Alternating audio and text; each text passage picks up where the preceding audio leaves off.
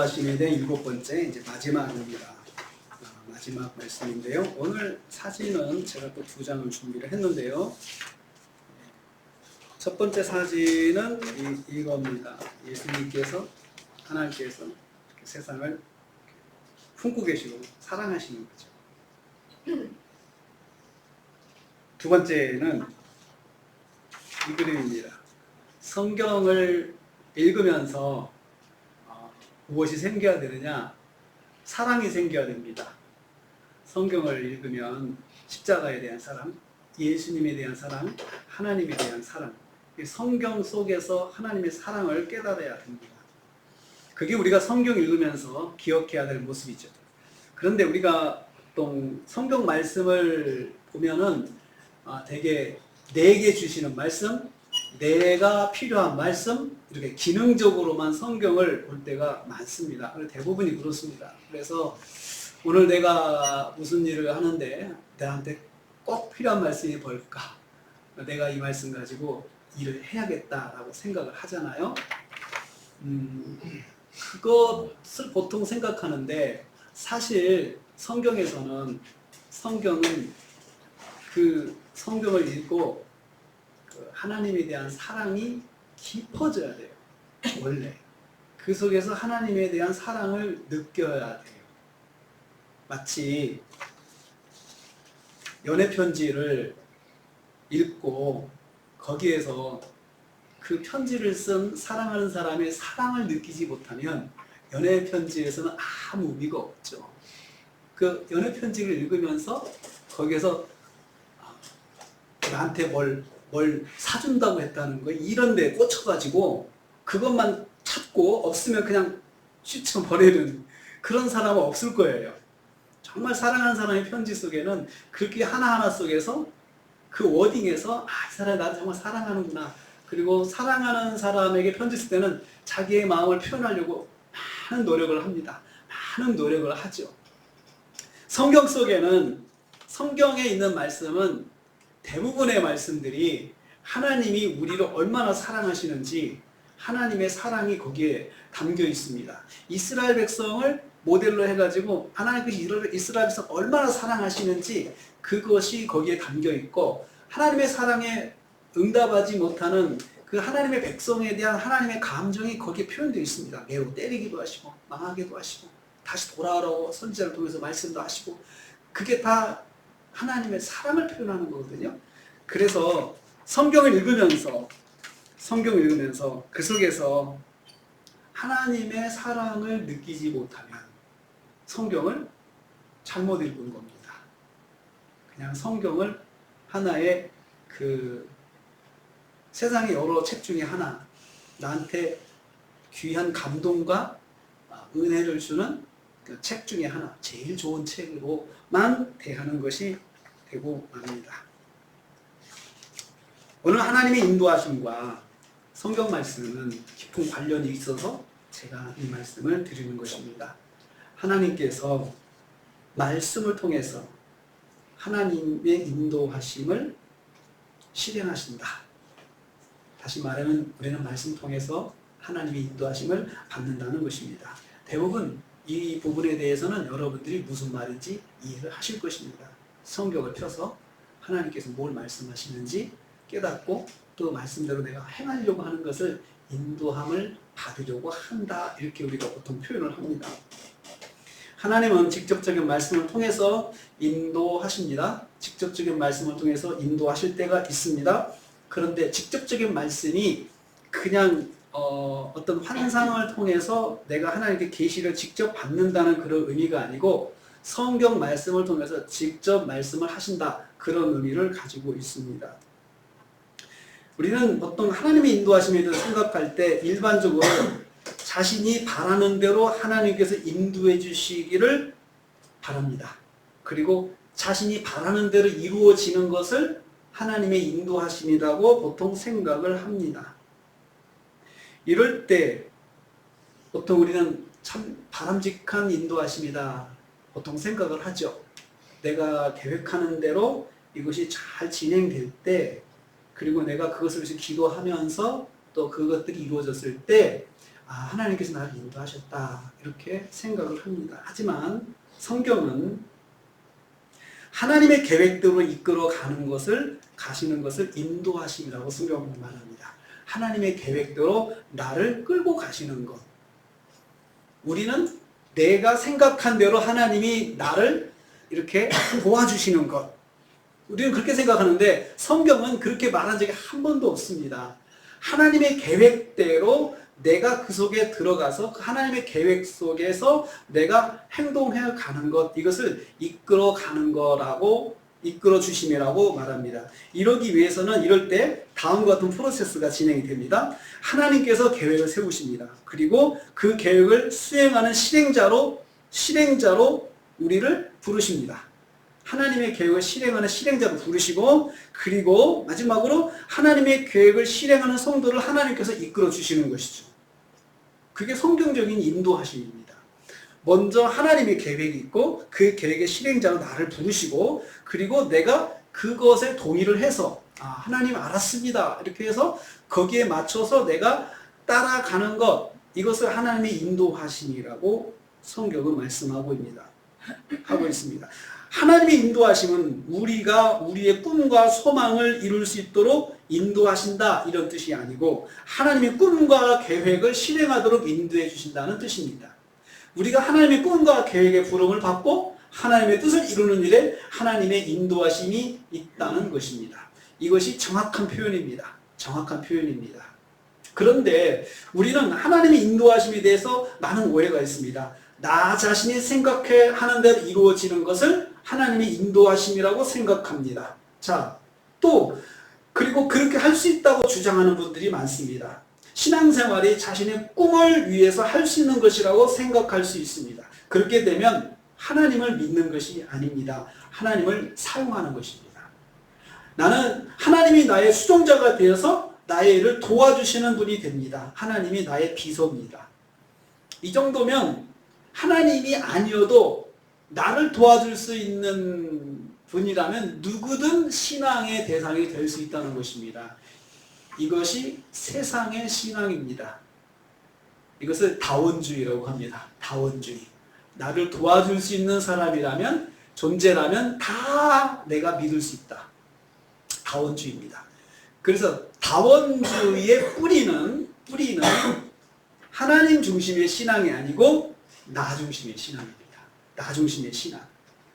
하나님이 나의 수종자가 되어서 나의 일을 도와주시는 분이 됩니다. 이렇게 되면 하나님은 나의 왕이 아니십니다.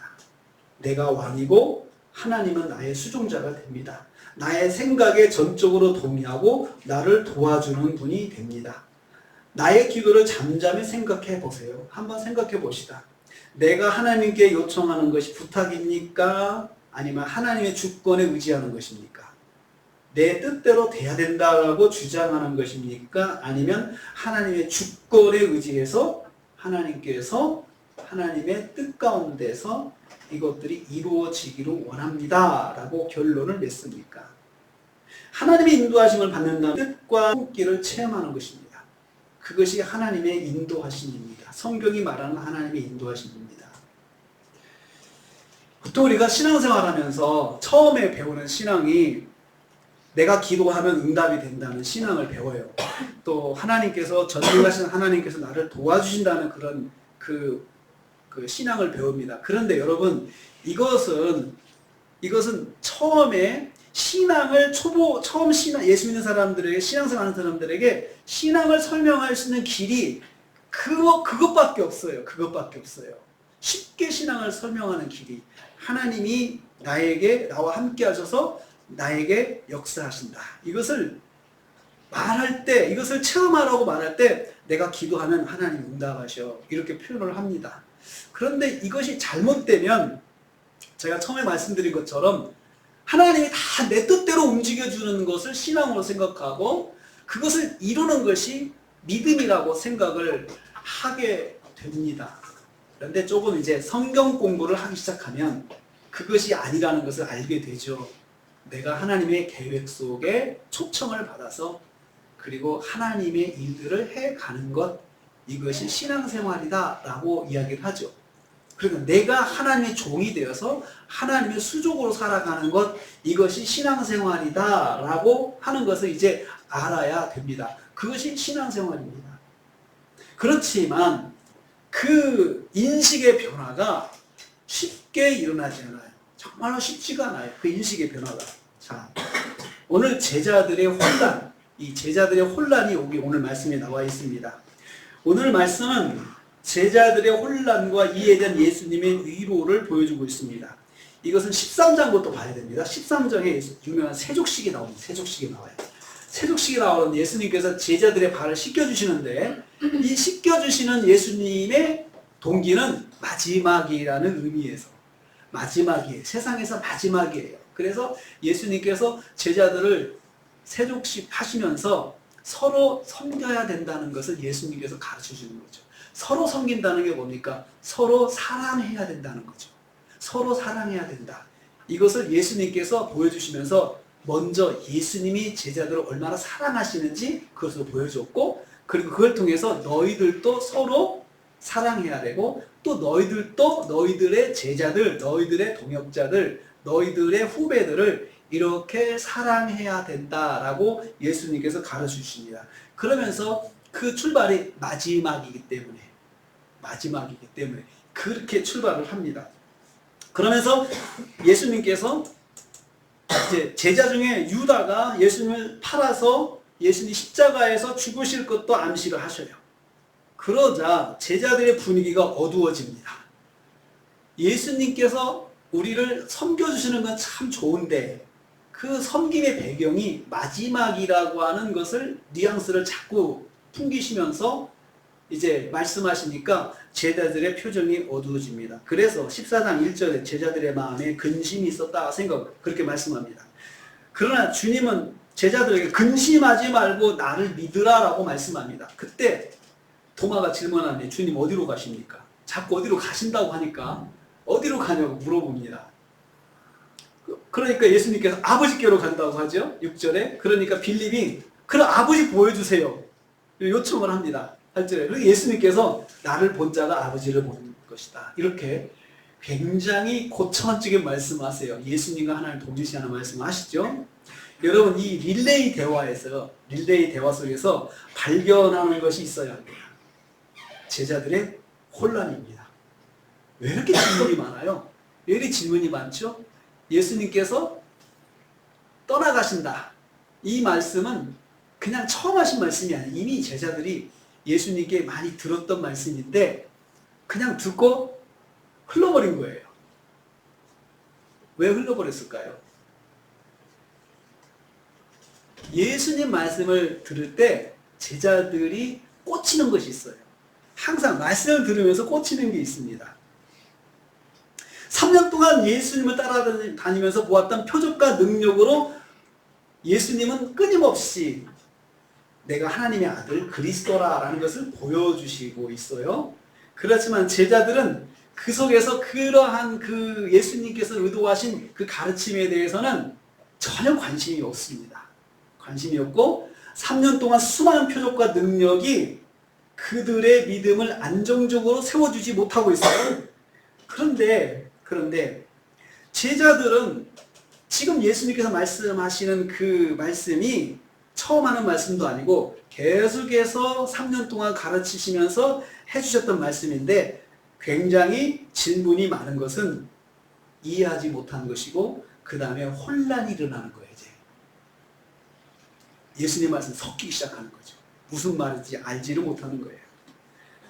근데 예수님께서 만약에 지금까지 하셨던 말씀을 제자들이 잘 이해만 했다면 3년 동안 훈련한 것인데 이해했다면은 그냥 예수님이 말씀하시는 건데 뭐라 하셔도 그냥 아멘, 네 알았습니다, 네 주님 알았습니다 이렇게 대답을 해야 돼요.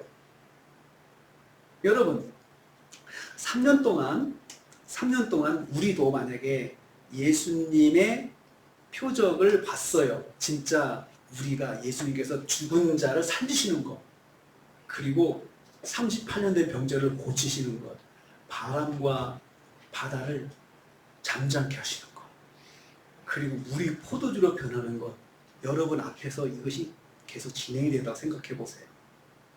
여러분은 여러분의 믿음이 굳건해졌을까요? 얼마나 굳건해졌을까요? 여러분 그걸 여러분이 체험하면 굳건해질 것 같습니까? 믿음이 굳건해져요. 굳건해져요. 사실 체험하는 사람의 믿음은 확실한 믿음으로 세워지는데 아주 유익합니다. 그래서 믿음 생활은 체험이 필요해요. 그런데 문제는 그 다음부터예요. 체험을 통해서 예수님이 누구신가를 알고 거기까지는 좋은데 그 다음에 주변 사람들의 반응이 내 눈에 들어오기 시작하면 내가 딴 생각을 시작해요. 제자들이 그런 것들을 보여줬어요. 예수님께서 체험하셨어요. 정말 예수님 하나님의 아들이다라는 것을 사람들이 막 이야기를 했어요. 고백하는 것을 제자들이 들었어요. 또 베드로, 야고보, 요한은 변화산에서 예수님께서 엘리야, 모세와 대화하는 것, 천국문이 열리고 그 하느님 나라의 보좌를 체험했어요. 눈으로 봤어요. 그런데 사람들이 구름대같이 예수님 앞에 몰려들면서 예수님을 막 칭송을 해요. 예수님을 높여요. 당시 예루살렘에서 예수님처럼 사람들을 많이 몰고 다니시는 분은 없었어요. 그러니 제자들의 생각이 달라지기 시작해요. 예수님의 체험을 볼 때마다 더 확실해지는 제자들의 마음이 있어요. 내가 이분과 함께하면 뭘 하겠구나. 내가 이분을 따라다니면 시간이 갈수록 뭔가 이루어지겠구나 라고 하는 확신이 생겼어요. 그러니까 체험을 할 때마다 예수님이 누구시고 예수님에 대한 사랑이 깊어지는 것이 아니고 예수님에 대한 사랑이 깊어지기보다도 그것을 통해서 내가 얻을 수 있는 그 열매에 대한 확신이 자꾸 생각나는 거예요. 확신. 예를 들면 이렇습니다. 제가 1994년에 미국을 한 달 동안 여행을 했어요. 동부, 남부, 서부에 있는 교회들을 쭉 탐방을 했어요. 정말 그때 당시 미국 교회는 한국 교회의 모델이었어요. 그래서 모든 소그룹 형태 예배, 그리고 또 뭐 셀 모임, 뭐 모든 것들이 거기에 다 있었어요. 모델. 우리보다 앞서니까 이미 모델들이 있어요. 그거 보면 생각이 탁 나는 거예요. 뭔가 아이디어를 얻게 되죠. 제가 이걸 쭉 보면서 무슨 생각이 들었냐면은, 야, 나도 할 수 있겠구나. 나도 이게 이렇게 하면은 이게 되겠구나 라는 생각이 탁 마음에 꽂히더라고요.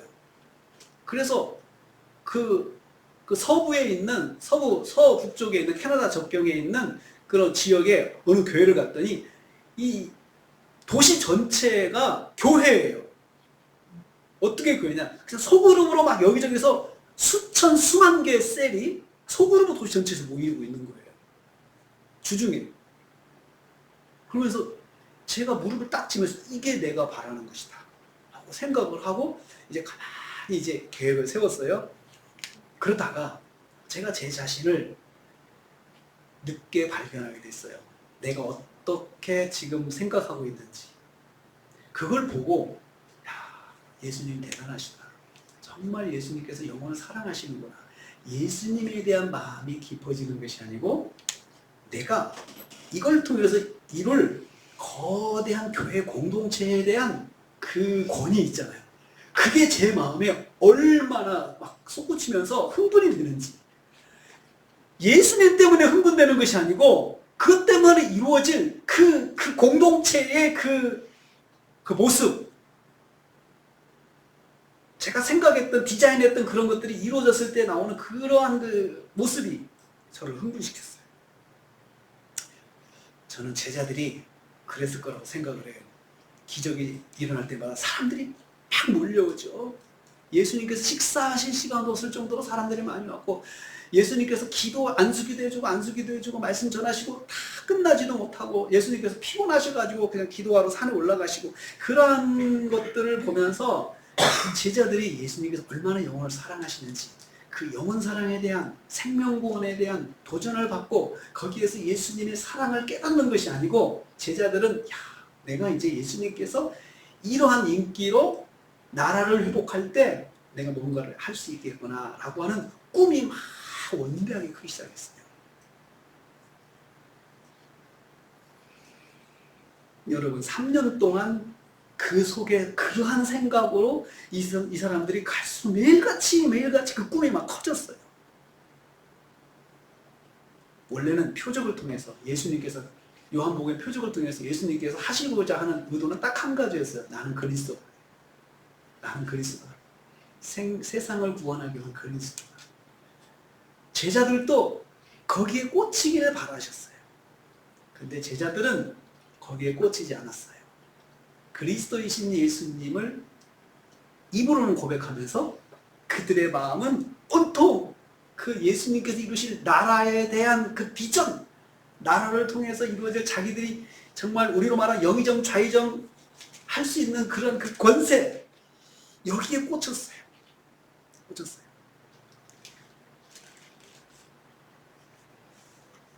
그런데 예수님께서 십자가에 죽으시고 세상을 떠나실 거라는 말씀을 지금 하고 계시니 얼마나 당황하며 혼란스럽지 않겠습니까?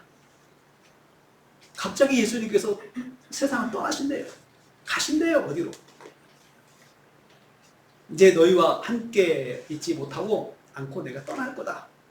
제자들의 그런 생각을 갖고 있는 제자들이 마음에 혼동이 오고 그리고 마음에 이제 당황이 되기 시작한 거죠. 그것이 근심으로 표현됐습니다. 왜 제자들은 예수님의 표적을 3년 동안 체험하고도 믿음이 하나도 없는 사람이 되었을까요? 예수님에 대한 믿음이 하나도 없어요. 자, 여러분, 예수님의 권능을 믿는 것과 예수님이 그리스도이심을 믿는 것은 차원이 달라요. 우리가 신앙생활하면서 예수님의 권능을 많이 경험하려고 체험하려고 많이 노력하죠. 그렇지만 예수님이 누구신지, 예수님이 나를 얼마나 사랑하시는지, 예수님이 세상을 얼마나 사랑하시는지, 영혼을 얼마나 사랑하시는지, 예수님의 사랑에 대해서 느끼기를 바라는 사람이 얼마나 있을까요? 우리의 신앙생활이 언제부턴가 삶이 고단하다 보니까 그쪽으로 슬그머니 넘어갔어요. 넘어갔는데 아무 표가 안 나요. 믿음인지 그것이 나의 야심인지 구분이 안 돼요. 나는 구분을 못하는 거예요. 저 자신도 구분을 못하고 살았어요. 한동안 구분을 못하고 살았어요. 그것이 하나님에 대한 열심이라고 생각을 했어요. 열심이라고 생각했어요. 왜 제자들이 이렇게 되었을까요? 요한복음 14장 15절 16절에서 답을 찾습니다. 한번 보겠습니다. 자, 오늘 말씀 15절 16절 있습니다. 시작. 너희가 나를 사랑하면 나의 계명을 지키라. 내가 아버지께 구하겠으니 그가 또 다른 보혜사를 너희에게 주사 영원토록 너희와 함께. 자, 예수님께서 떠나신다는 말씀으로 인해서 근심하는 제자들에게 갑자기 예수님 사랑, 너희가 나를 사랑하는 사랑에 대한 말씀이 나와요. 나의 계명을 지키리라. 예수님을 사랑하는 것이 예수님 하신 말씀을 지키는 출발점이라는 것입니다. 예수님을 사랑하는 것이 예수님의 말씀을 붙잡고 의지하는 모습을 결정한다는 것입니다. 우리가 하나님의 말씀을 믿고 의지하는 것은 나의 신념과 의지에 달려있는 것이 아니라 예수님을 얼마나 사랑하느냐에 달려있다는 것입니다. 예수님을 얼마나 사랑하느냐. 나를 사랑하면 이 말씀 뭐예요? 배경 깔린 게 뭐예요? 너희들은 나를 사랑하지를 않아. 예수님 그거 아셨어요. 너희들은 나를 사랑하지를 않아. 어떻게 하느냐? 나의 계명, 나의 말씀을 지킨다. 사랑은 지키는, 말씀 지키는 걸로 표현이 되는데 말로 하는 것이 아니고 말씀을 지키는 것으로 표현이 되는데 제자들은 주님의 말씀을 지금까지 말씀 하나도 기억하지 않았고 그 말씀, 배운 말씀이 지금 이 상황에서 하나도 도움이 되지 않는 거예요. 지금 예수님을 사랑하는 것이 예수님 말씀 붙잡고 의지하는 모습을 결정합니다. 우리는 내 신념과 의지를 가지고 내 믿음이라 표현을 할 때가 많이 있습니다. 신념과 의지를. 근데 우리의 믿음은 예수님을 얼마나 사랑하느냐에 달려 있어요. 예수님을 얼마나 사랑하느냐. 그리고 예수님은 보혜사 성령을 예수님 대신 보내주시겠다고 약속하십니다. 내가 아버지께 구하겠으니 그가 또 다른 보혜사를 너희에게 영원토록 너희에게 주사 영원토록 함께 있게 하실 것이다. 여기서 다른 보혜사 알로스 파라클레토스라는 말을 써요. 알로스라는 말은 어나더라고 영어가 번역합니다. 근데 이 알로스라는 헬라어는요, 자 여기가 이 두 개가 여기 마이크가 있어요. 그러면 이 마이크 다른 마이크 보통 왜 똑같을 때 모든 퀄리티가 똑같고 기능도 똑같고 권세도 똑같고 영광도 똑같고 그럴 때 알로스라는 말을 써요. 알로스. 그러니까 알로스 파라클레토스 다른 보혜사는 지금 보혜사가 있는데 똑같은 다른 보혜사가 또 하나 있다는 거예요. 그게 바로 성령이고, 그러면 하나의 보혜사는 누구예요? 예수님이에요. 지금 현재 예수님이 보혜사로서 제자들과 함께하고 있고, 예수님이 떠나시면 알로스 다른 보혜사가 또 오셔가지고 이 제자들과 함께 하실 것이다. 이렇게 지금 약속을 해 주시는 것이에요. 그러니까 예수님께서 함께 하시는 것, 성령이 오셔서 함께 하시는 것은 예수님이 지금 제자들과 함께 하는 것처럼 실증적으로 함께 하는 것을 말씀하는 거예요. 제자들과 함께 하는 예수님 모습처럼 성령이 오시면 그렇게 함께 하신다는 거죠. 그래서 성령님이 오시면 그냥 영처럼 귀신처럼 그냥 가만히 있는 것이 아니고, 성령님께서 내 안에 계시면서 예수님께서 제자들과 함께 말씀하시고 제자들과 동행하시고 여기저기 가시고 그리고 가르쳐주시고 깨닫게 하신 것처럼 성령님도 그렇게 하신다는 것입니다. 그러려면 어떻게 해야 성령을 받겠습니까? 17절 18절 말씀입니다. 17절 18절 말씀 시작. 그는 진리의 영이라 세상은 너희 그를 받지 못하나니 이는 그를 보지도 못하고 알지도 못하니라. 그러나 너희는 그를 아나니 그는 너희와 함께 거하시며 또 너희 속에 계시겠습니다. 내가 너희를 고아와 같이 버리지 아니하고 너희에게로 오리라. 제자들에게 보내실 성령님은 어떤 분인지 설명하고 있어요. 세상은 받을 수 없는 성령님이다. 세상은 절대로 받을 수 없어요. 왜 받을 수 없습니까? 알지 못하기 때문에. 성령님을 알지 못하기 때문에 받을 수가 없어요. 안다는 것은 뭘 말해요? 말씀을 듣고 순종하는 걸 말하는 거죠. 세상은 절대로 하나님 말씀 듣고 따라가지 않습니다. 그래서 성령을 주시지 않습니다. 성령을 알 수도 없습니다. 예수님은 제자들에게 너희는 나를 알고 내 말씀을 들었으니 내가 너에게 성령을 통해서 계속해서 함께 하겠다고 약속해 주십니다. 그러면서 아주 결정적인 말씀하시죠. 고아와 같이 버려두지 아니하고. 고아는 부모가 없는, 보호자가 없는 사람이 고아죠. 예수님께서 제자들을 절대로 고아와 같이 놔두지 않겠다는 거예요. 내가 지금 너희와 함께 하면서 내가 너희의 파라클레토스가 되어 있고, 앞으로 내가 떠나더라도 보혜사 성령님을 보내주셔서 너희들과 함께 하시면서 고아가 되지 않게 해주시겠다 약속하고 있습니다. 이 말씀의 흐름이 예수님 사랑과 성령의 오심이 연결되어 있습니다. 제자들의 예수님 사랑은 말씀을 순종하는 것으로 표현되고, 예수님의 제자 사랑은 성령을 보내셔서 영원히 함께 하시는 것으로 표현되고 있습니다. 예수님이 우리를 사랑하실 때 성령을 보내주셔서 증거를 보여주시고, 우리가 예수님을 사랑할 때는 말씀에 순종하는 것으로 표현이 되는 것이라는 거죠. 예수님 사랑은 말씀 순종이라는 명제가 하나 딱 생깁니다. 15절 말씀 보겠습니다. 그것이 계속 반복됩니다. 15절 말씀 시작. 너희가 나를 사랑하면 나의 계명을 지키리라. 여기까지. 너희가 나를 사랑하면 나의 계명을 지킨다. 예수님 사랑이 말씀 순종과 연결되었다고 하신 것이죠. 21절 보세요. 첫 줄을 보면 됩니다. 21절 첫 줄만 하겠습니다. 시작. 나의 계명을 지키는 자라야 나를 사랑하는 자니. 자, 예수님 사랑은 뭘로 표현됩니까? 계명을 지키는 것, 말씀을 지키는 걸로 표현이 되죠. 또요. 또 23절 보세요. 23절. 시작. 예수께서 대답하여 이르시되 사람이 나를 사랑하면 내 말을 지키니. 여기까지요. 예수님 사랑하면 말을 지킨다. 순종하는 것으로 연결되고 있죠. 예수님 사랑과 말씀 순종은 동전의 앞뒷면처럼 함께하는 것입니다. 말씀에 순종하는 힘은 예수님을 사랑하느냐에 달려있다는 것이지요. 지금 제자들이 예수님 말씀에 대해서 의문의 질문이 많았습니다. 그 이유에 대해서 예수님이 설명하신 것입니다. 지금까지 제자들이 예수님과 함께했던 힘은 바로 자기 자신을 사랑하는 것이었습니다. 자기 자신을 사랑하는 거죠. 여러분, 제가 그 한 달 동안 미국 교회를 탐방하면서 제 자신에 대한 자신감이 생겼어요.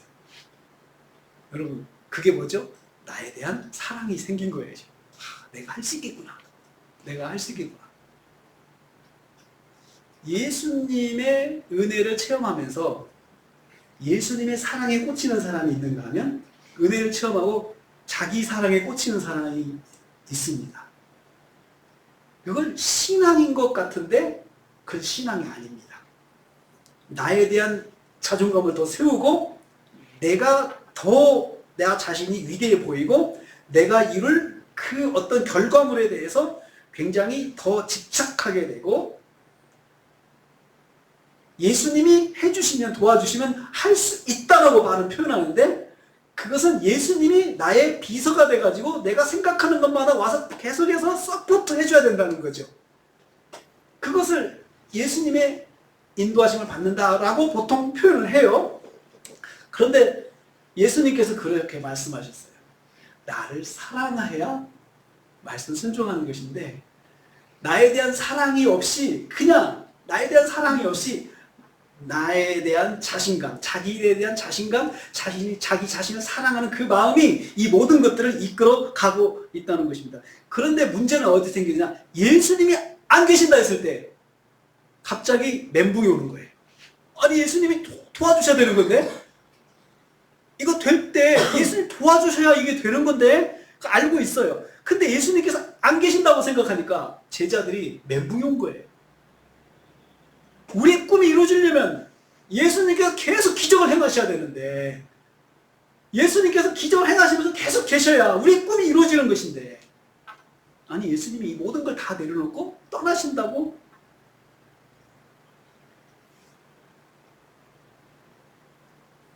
예수님의 능력이 드러날 때마다 제자들은 자신의 밝은 미래를 생각했습니다.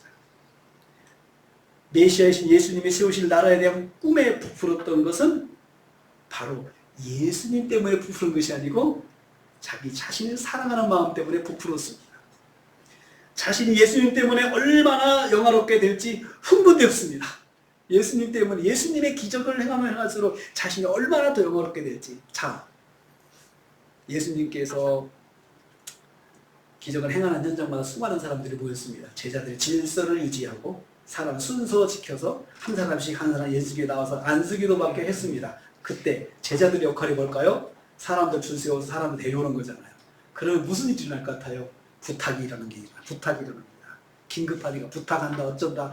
서로 제자들 그 부탁이 어디서 일어납니까? 집에 돌아갔을 때 길거리에서 사람들 만났을 때 부탁한다고 하면은 우리가 그것 가지고 예수님께서 하시는 거야 생각하지 않고 우쭐하게 되죠. 그 맛을 제자들이 3년 동안 본 겁니다. 그러면서 급기야는 그 청탁 사건이 일어납니다. 제자 중에 어머니 한 분이 예수님 찾아와가지고 조용히 부탁합니다. 예수님, 그 나라가 이루어질 때 우리 아들은 예수님 오른쪽에 앉게 해주시고 우리 하나들은 왼쪽에 앉게 해주세요. 그 어머니 얼마나 대단하십니까? 그런 일이 났어요. 그런데 문제는 다른 제자들이 그걸 알아버렸어요. 제자들이 분노합니다. 이건 공평하지 않아. 그 말이죠. 아니 어머니를 동원해? 네가 나이가 몇 살인데? 왜 흥분했습니까? 내가 기회를 놓쳤다. 아차 싶어서 흥분해가지고 막 제자들이 싸웠어요. 예수님께서 마음이 아프셨습니다. 왜 그랬을까요? 제자들 예수님의 표적을 볼 때마다 물이 포도주로 변하는 표적, 38년 된 병자가 치유되는 표적, 우병의 표적, 죽은 나사로가 살아난 표적 등을 볼 때마다 예수님을 더욱 사랑하는 믿음보다는 예수님 때문에 일어날 자신의 사회적 성공에 대해서 더 깊이 생각하게 됐습니다. 예수님을 만나는 길을 열어주는 흑권을 누리는 자신이 얼마나 좋았을까요? 제자들은 서로 예수님과의 친밀함을 과시하고 싶은 마음이 넘쳐났을 것입니다. 예수님이 제자가 된 것이 너무나도 자랑스러웠을 것입니다. 왜요? 예수님 때문에 자랑스러운 것이 아니고 자기 자신 때문에 너무 자랑스러웠어요. 내가 예수님의 제자가 되었어 라고 하는 거죠. 예수님의 기적이 쌓일수록 예수님의 인기가 높아지면서 제자들의 자기 사랑도 한없이 높아만 갔습니다. 제자들이 한없는 자기 사랑은 치열한 경쟁으로 이어졌습니다. 사랑하는 성도님들 어떻습니까? 우리는 어떻습니까? 내가 주님 말씀에 순종하는 것이 예수님 사랑 때문입니까? 예수님의 역사를 통한 나의 성공을 위한 것입니까? 기도 응답 체험이 많은 성도일수록 반드시 점검해야 할 부분이 있습니다. 내가 응답을 받은 것 때문에 내가 더 흥분되는가? 아니면 응답을 통해서 예수님이 정말 나를 사랑하시는구나. 예수님의 사랑 때문에 흥분이 됩니까? 우리는 보통 응답되면 그 일이 이루어졌다는 것 때문에 흥분합니다. 그렇게 됐다는 것 때문에 흥분됩니다. 물론 예수님께서 도와주셨어 이런 말을 하죠. 근데 여러분 도와주셨어 라고 말하는 건 예수님은 정말 내가 뭔 일 하는 데 있어서 나를 도와주는 비서밖에 되지 않는 거죠. 그 예수님을 비서로 확실하게 보시는 것을 믿음이 좋은 것으로 표현하는 사람들이 너무나도 많습니다. 내가 생각하는 대로 내가 배가 먹고 싶다면 하나님께서 배를 보내주시고, 내가 사과를 먹고 싶다면 누가 사과를 보내주시고, 얼마나 여러분 이것이 하나님의 능력이 나를 얼마나 하나님께서 나에게 역사해 주시는, 나를 인도해 주시는 너무나도 막 좋아요 간증하는 걸 가만히 들어보면 예수님의 사랑 때문에 흥분하는 것이 아니고 그 대접을 받고 사는 자기의 특권이 너무나도 위대해서 너무나도 자랑스럽고 너무나도 대단해 보여서 자랑하는 사람들이 많아요. 내가 이렇게 예수님을 통해서 무엇이 되어야겠다는 야심이 막 성장하는 거죠. 여러분 기도가 자꾸 응답되면 야심이 성장하는 유혹이 있습니다. 한번 응답 많이 받아보세요. 내가 얼마나 야심이 많이 생기는지. 응답 많이 받을수록 예수님에 대한 사랑에 빚을 진다라고 생각을 하면은 응답받는 게 부담이 될 겁니다. 내가 빚을 진다 생각해보세요. 응답이. 그러면 응답이 더 부담스럽죠. 그런데 그 빚이라 생각하지 않고 사랑의 빚이라 생각하지 않고 내가 정말 대단하다라는 것이 자꾸 쌓이면 응답받는 것이 나의 야심이 됩니다. 믿음을 이용한 야심은 예수님의 사랑을 가로막는 장애물이 돼요. 예수님의 사랑을. 그러나 예수님은 한결같이 제자들을 사랑하셨습니다. 각종 이적과 능력을 행하시면서도 제자들을 무시하지 않으셨습니다. 믿음이 한심한 제자들을 떠나지도 않으셨습니다.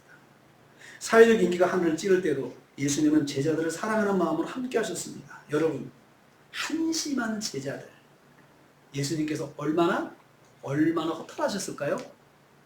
3년을 가르쳐도 늘 그 자리인 제자들, 그러면 자기들끼리는 더 싸우고 자기가 더 자기를 더 사랑하고 예수님보다도 자기를 더 사랑하고 그 기적을 체험한 것 때문에 자기가 더 높아지려고 하고, 그러한 것들을 볼 때마다 예수님께서 제자 다시 뽑아야겠다 이런 생각 하시지 않고 그 제자들 끝까지 떠나지 않으세요.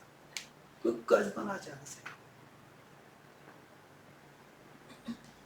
예수님의 제자 사랑은 그들이 부족해도 떠나지 않고 함께 하심으로 나타납니다.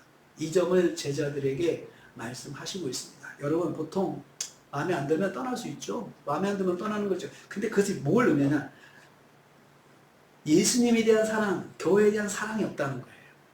떠날 수 있지만 교회에 대한 사랑보다도 나에 대한 자존감, 교회 속에서 세워진 나에 대한 자존감이 높으면 높을수록 거기서 실망하면 교회 떠나고 싶어요. 떠나고 싶어요.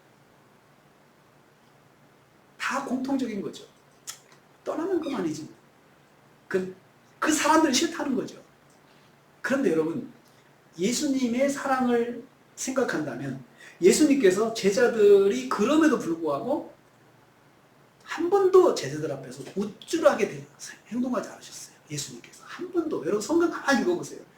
그런 제자들을 너하고 나하고는 다르다. 너희들 너무나도 한심하다.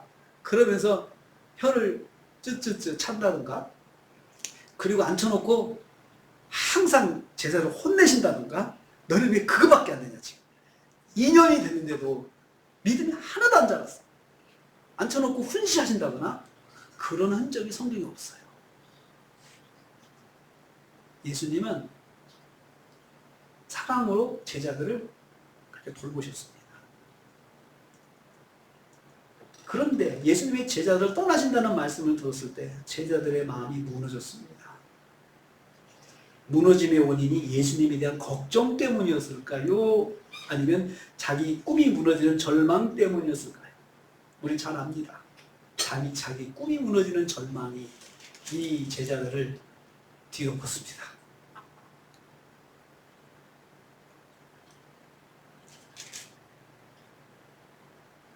이러한 제자들의 마음을 아신 주님께서 설교하실 때 함께 하겠다고 하는 주제를 가지고 설교를 하시는 거예요.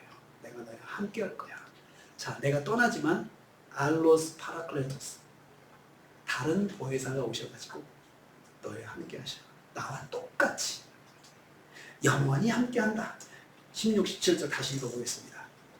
강조되는 부분이 있습니다. 16절 시작. 내가 아버지께 구하겠으니 그가 또 다른 보혜사를 너희에게 주사 영원토록 너희와 함께 있게 하리니 그는 진리의 영이라 세상은 능히 그를 알지 못하나니 이는 그를 보지도 못하고 알지도 못하니라. 그러나 너희는 그를 아니 그는 너희와 함께 거하시며 또 너희 속에 계시겠다. 강조하죠. 영원히 함께 하는데 어떻게 너희 속에 계시면서 영원히 함께 하겠다.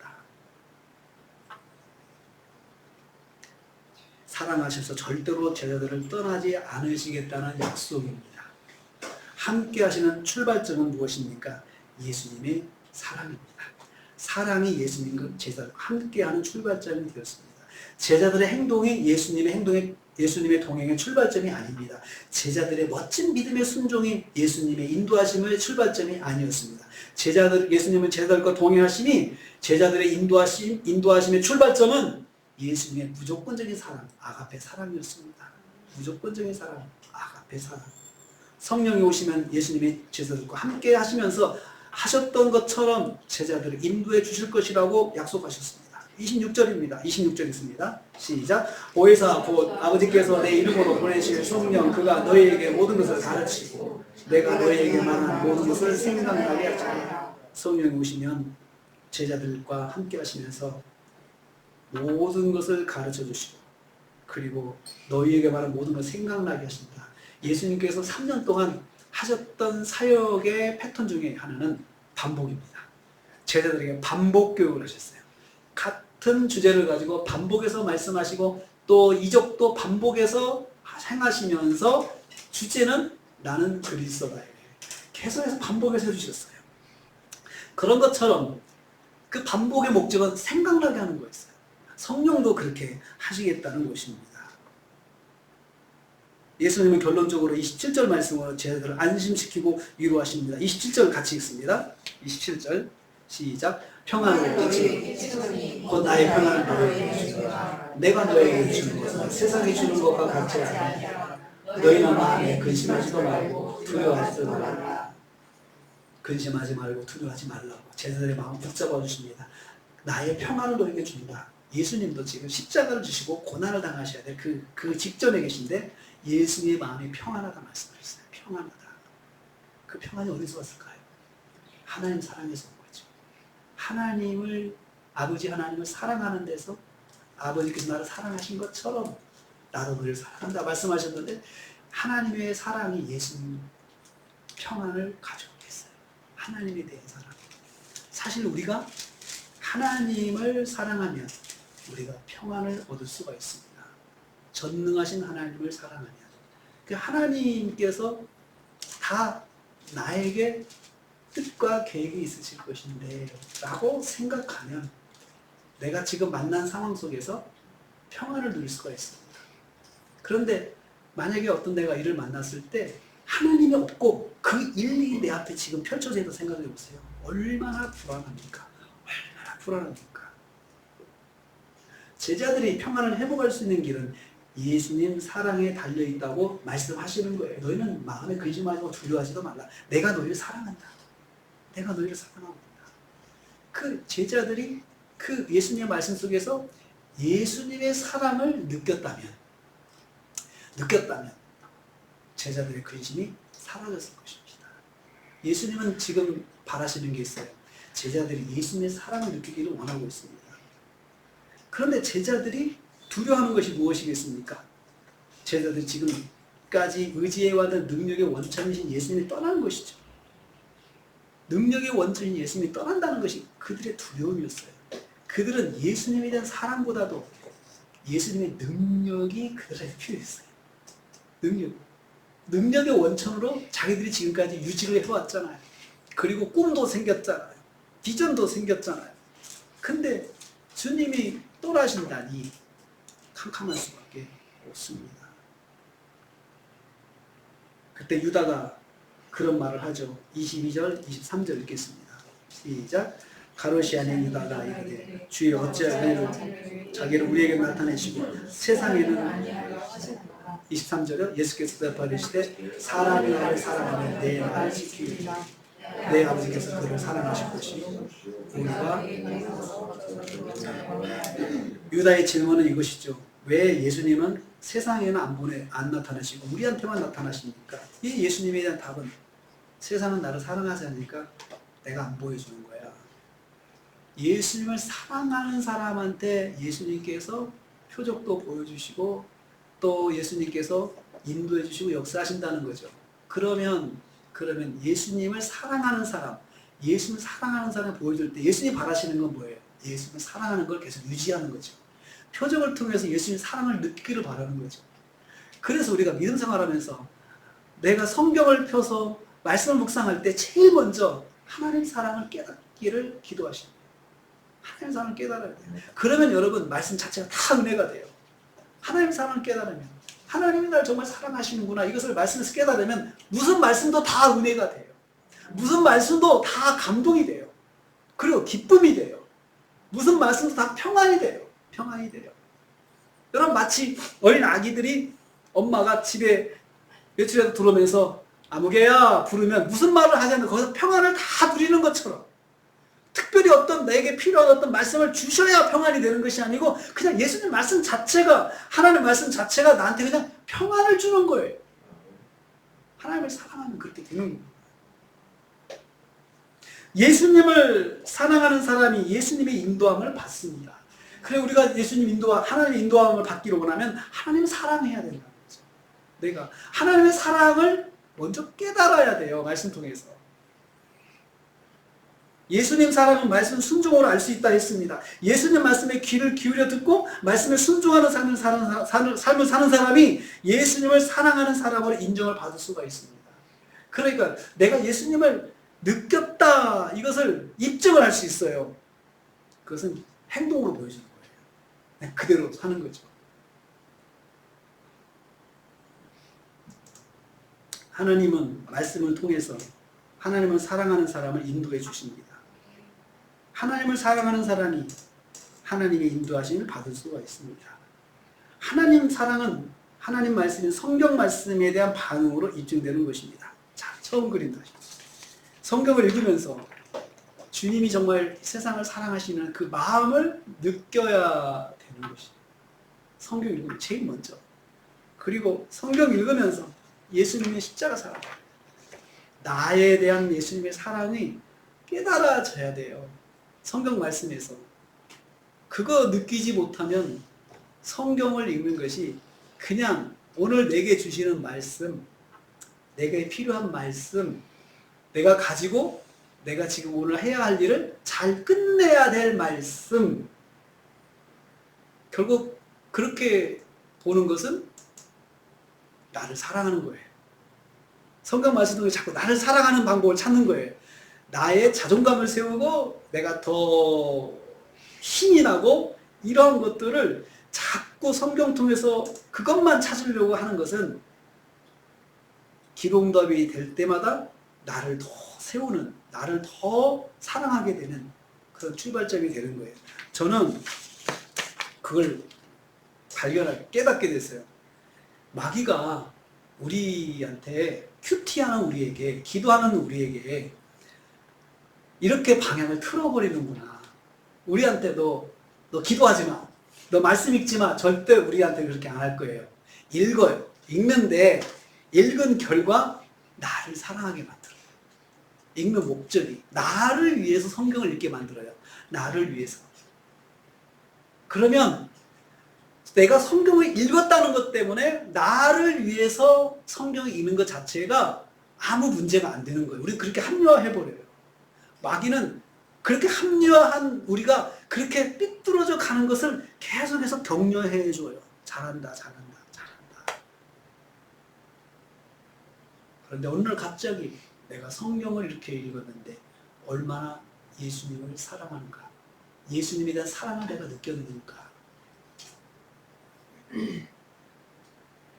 그는 진리의 영이라 세상은 능히 그를 받지 못하나니 이는 그를 보지도 못하고 알지도 못함이다. 그러나 너희는 그를 아나니 그는 너희와 함께 거하시며 너희 속에 계시겠으리라. 17절 말씀이세요. 분명한 사실은 우리 안에 성령이 계신다는 거예요. 성령이 계셔가지고 예수님께서 약속하신 대로 계시는데 그 성령이 함께 하시는 그 증거는 뭐예요? 그 예수님의 목적은 뭐예요? 우리를 얼마나 사랑하시는지 보여주는 거예요. 내가 널 사랑하니까 너 안에 거하는 거예요. 그러면 예수님이 우리에게 바라시는 게 뭐예요? 예수님이 우리 얼마나 사랑하시는지를 깨닫기를 원하세요. 그것에서 말씀 순종이 출발하는 거예요. 그리고 예수님의 사랑을 깨닫고 말씀을 순종하는 사람에게 하나님의 인도하심이 당연히 있는 거예요. 인도하심은 걱정할 필요가 없는 거예요. 우리는 내가 하나님 말씀대로 하지 않고 하나님이 나를 인도해 주시지 않을 것 같아서 괜히 걱정을 많이 하잖아요. 인도하심은 하나님을 사랑하는 사람에게 나타나는 그냥 하나의 결과예요. 그냥 자연스럽게 따라오는 것일 뿐이에요. 인도하심이 우리한테 최종적인 목적이 아니에요. 인도하심은 따라오는 결과일 뿐이지 우리 목적은 성경을 통해서 하나님의 사랑을 깨닫는 것이죠. 그리고 내가 하나님을 사랑하는 믿음으로 세워져 가는 것입니다.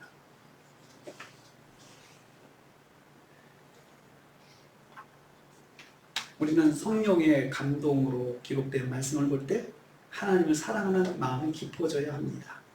하나님께 더 가까이 가는 성장이 있어야 합니다. 하나님 사랑의 증거는 말씀에 순종하는 모습입니다. 그런데 우리는 성령의 말씀으로 자꾸만 우리 자신을 무장하는 데만 힘씁니다. 말씀으로 내가 무엇을 할 수 있다는 만능함에만 관심이 있습니다. 말씀으로 자신을 가꾸고 자신을 사랑하는 데 집중하게 됩니다. 이러면 하나님 인도하심 받을 수 없습니다. 말씀을 통해서 하나님을 더욱 사랑하는 사람이 되어야 하나님의 인도하심이 있습니다. 생명의 말씀을 묵상하며 제일 먼저 하나님의 사랑을 느끼십시오. 그렇게 기도하십시오. 이 성경은 하나님의 사랑의 편지입니다. 하나님의 사랑에 빠지십시오. 그러면 하나님의 인도하심 받습니다. 생명의 말씀 묵상하면서 결과에 매이지 말고 우선 순종하는 성도가 되십시오. 하나님이 나를 사랑한다는 깨달으면 결과야 하나님께 맡기고 지금 내가 하나님의 말씀 순종해야 되겠구나. 이렇게 되지 않겠습니까?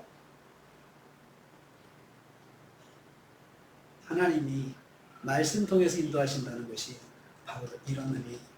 사랑하는 성도님들, 제가 오늘 사실 우리가 하나님 사랑하는 것이 있어야 인도하심을 받는다. 우리의 믿음 생활을 한번 깊이 파보았습니다. 저의 믿음 생활부터. 내가 정말 예수님을 사랑하는 마음으로 예배를 드리고 또 기도하고 말씀 보는가, 아니면 나를 세우기 위한 것으로 하는가. 우리의 많은 신앙생활이 잘못하면 그쪽으로 가면서 나를 세우는 신앙생활로 가면서 합리화하고 생각하지 않으려고 합니다.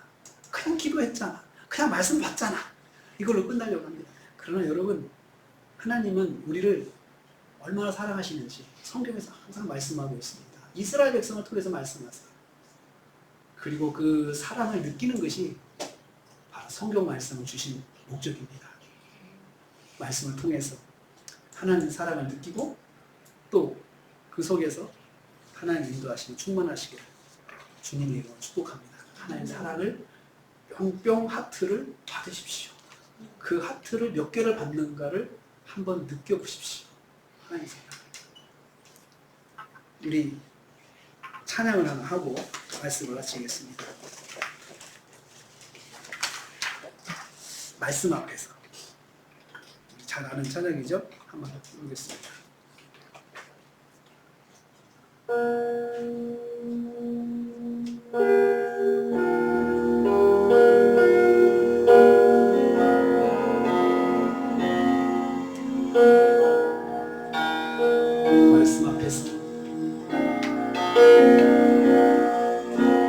말씀 앞에서 말씀 앞에서 경외함으로